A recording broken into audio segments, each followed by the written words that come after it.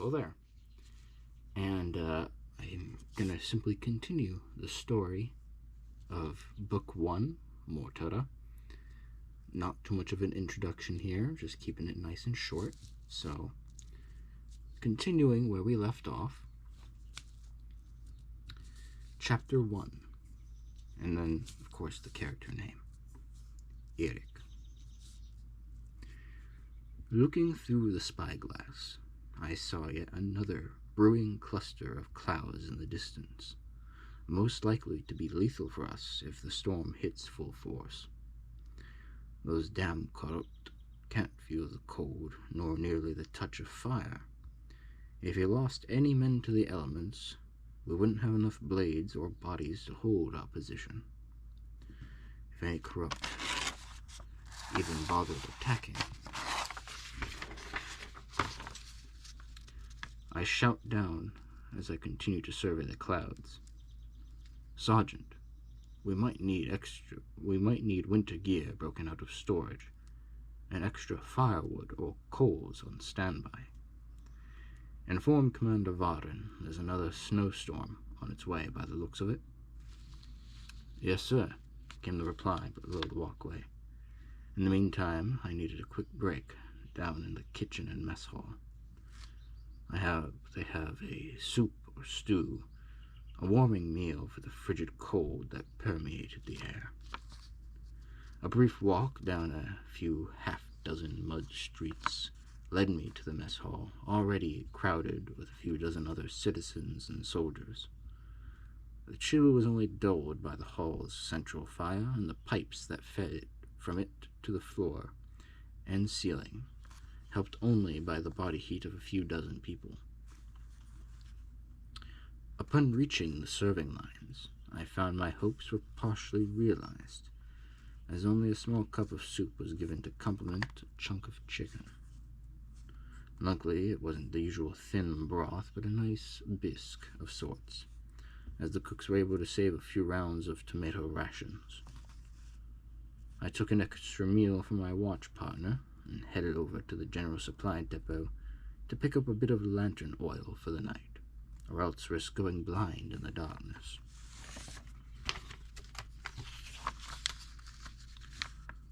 Walking between the kitchen's supply depot and the walls, I heard the faint sound of children playing, throwing snowballs and running in the fields just north of here, where it was marginally safer than to the south, or even here in the walls. I placed my partner's meal on the small table and finished mine off quickly, as I then stopped pouring oil into the separate lanterns. We split up, taking lanterns to different ends of our sector, getting the work done quicker than usual. Upon getting back, his meal was gone.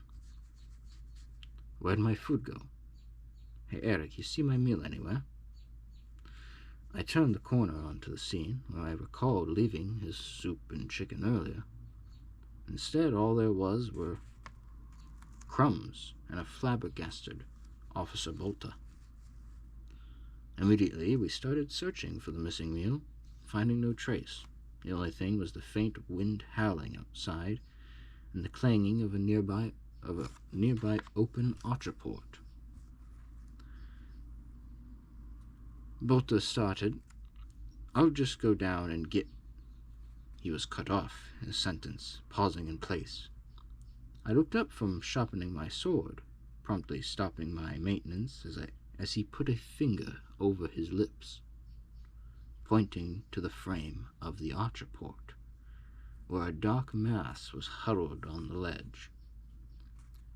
I grabbed a lantern, and we edged closer, swords drawn, at the owlbear that was gorging itself on Bolter's missing supper. I saw the anger spread over his face as he rushed and pushed the thief over the ledge. Where's a pen?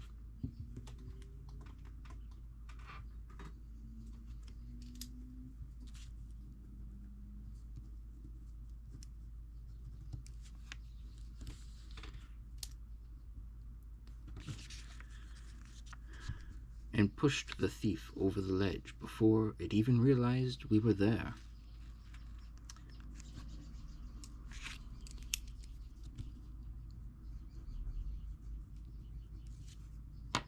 A faint thud followed it soon after, and a bit of a laugh between the two of us. He goes to shut the port.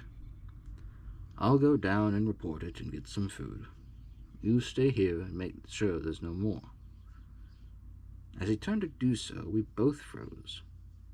We heard the faintest yet eerily iconic sounds of footsteps on the roof above, as if something were trying its hardest to sneak and failing horribly.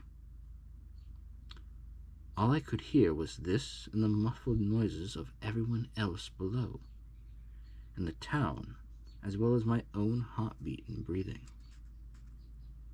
I raised my sword slowly and went to signal Bolter to do the same, only to catch a glimpse of his legs as he was ripped back outside, through the same port that the Albert had been pushed out moments ago.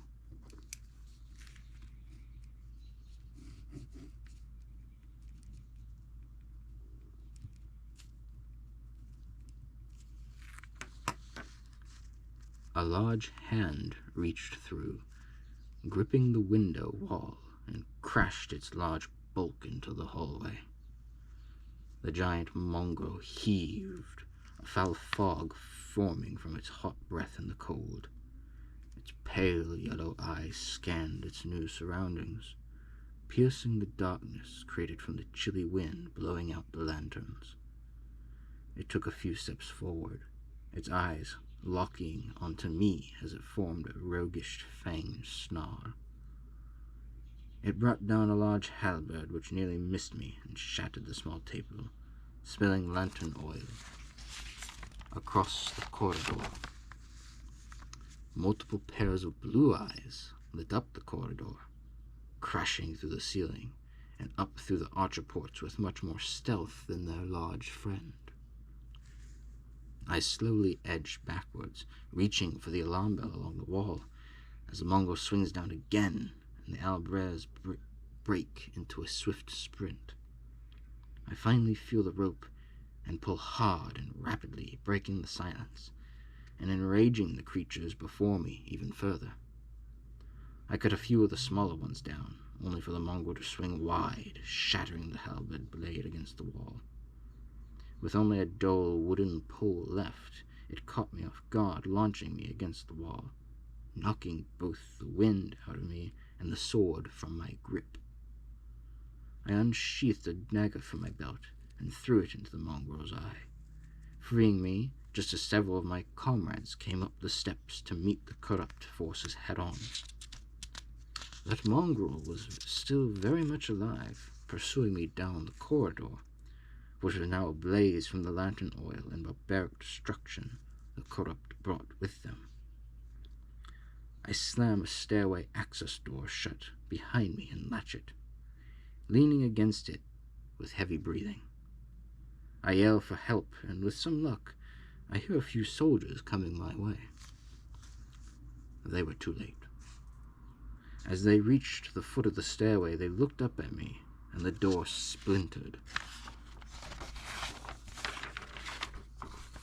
violently as a large clawed hand reached through, around, digging into my chest.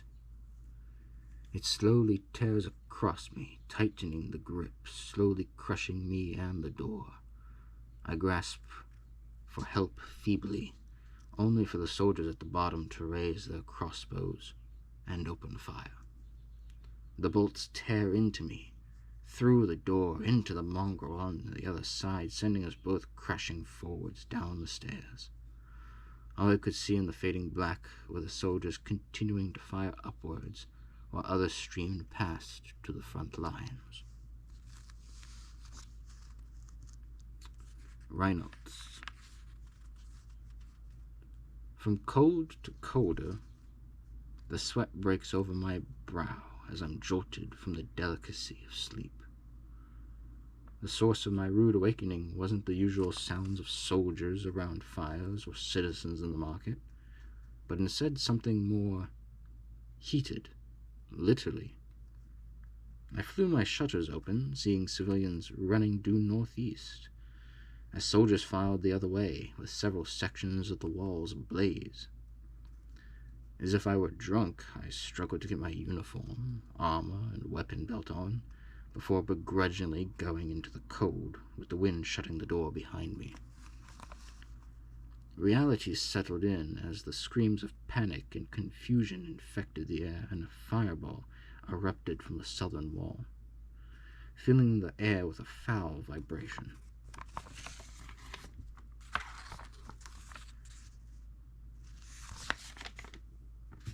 I didn't dare interrupt the retreat. Instead, I drew my weapon and started to the south, inspecting the damage to the buildings and finally the wall as I went. Through the gaping wound in the south wall, human-like, beastly figures charged through, clashing with the soldiers and slaughtering those who could not defend themselves. I ran into Commandant Martin, who sent us in the remnants of the vanguard to the southwest corner, as he went southeast in our attempt to pincer the central thrust into town. It was working for a while, until the hordes of corrupt began flowing like water over the walls themselves, and simply jumping down onto us. I got the attention of a few others, and we charged up onto the battlements, clearing the owlbears as we went, and could study the town in greater detail from above. We saw the problem. A heavy armored mongrel was bashing the wall and buildings with a handheld battering ram. We looked back and forth between another in our group, discussing our plan of attack. We split our small force, leaving me and one other on the wall, springing to a position right above that bastard. We both drew out our daggers and leapt from the edge, cutting deep into the weak points of the armor as we fell.